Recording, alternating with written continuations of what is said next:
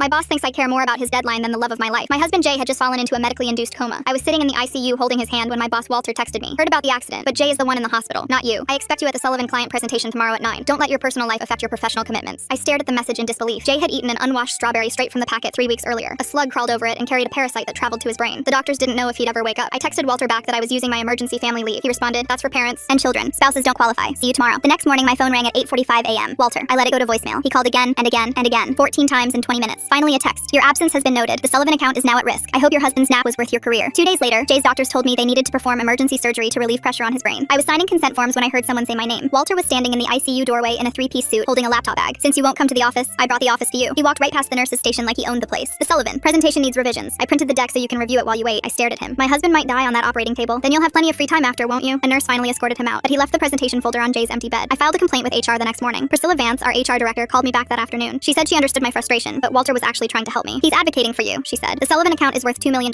If it falls through because of your absence, the company will have grounds to terminate you. Walter is trying to prevent that." She suggested I work remotely from the hospital. "Jay's in a coma," I said. "It's not like he needs you to be present and conscious, right? You can answer emails while sitting with him. Multitask." I hung up on her. 3 days later, Jay was out of surgery but still unconscious. I hadn't slept more than 2 hours at a time in over a week. I was in the hospital cafeteria getting coffee when I checked my email. There was a message from Walter marked urgent. "Your continued absence has resulted in the loss of the Sullivan account. Per company policy, employees responsible for account losses exceeding $500K are subject to immediate review. HR will be in contact regarding next steps." The next day, I got a termination letter. "Due to extended unauthorized absence and failure to meet critical client obligations, your employment has been terminated effective immediately. Your benefits will end in 48 hours. I was sitting next to my comatose husband, reading that I was about to lose our health insurance. The insurance that was paying for his ICU bed, his brain surgery, his ventilator. I called Priscilla sobbing. "Please, my husband will die without this insurance. Please." She said her hands were tied. The termination was already processed, but she could offer me COBRA continuation at $1,800 a month. "Given your situation, you might also want to look into Medicaid." That night, I couldn't stop shaking. My mother-in-law Sally found me hyperventilating in the hospital bathroom. She sat me down, gave me water, and asked me to tell her everything from the beginning. I showed her every text, every email, every voicemail. She didn't say a word until I finished. Then she picked up her phone and made one call. The next morning, a man in a gray suit showed up at my hospital room. He introduced himself as Douglas Keller, Sally's best friend's husband, employment attorney, exposed 3 Fortune 500 companies for labor violations. I told him my story in 15 minutes. He recorded everything. When I finished, he literally started laughing, clutching his stomach. I used to dream of cases like this. Walter's denial was illegal. The termination was illegal. And cutting your insurance while your husband is on life support? He shook his head. I haven't seen a slam dunk of evidence like this since the Diddy case. By noon, he had filed an emergency injunction to reinstate my insurance. By 3 p.m., he had drafted a lawsuit for wrongful termination, insurance fraud, and intentional infliction of emotional distress. At 4:40, I walked into my office building with Douglas by my side. We went directly to the 3rd floor conference room where Walter was presenting to 12 senior managers. Douglas opened the door without knocking. Walter stopped mid-sentence. "Excuse me, we're in a meeting." He saw me. His face flickered. "Security will escort you out. You don't work here anymore." Douglas walked straight up to Walter and handed him the papers in front of everyone. Walter looked down at the first page. The room went silent. His face went white. He looked at me, then back at the number. $3.2 million.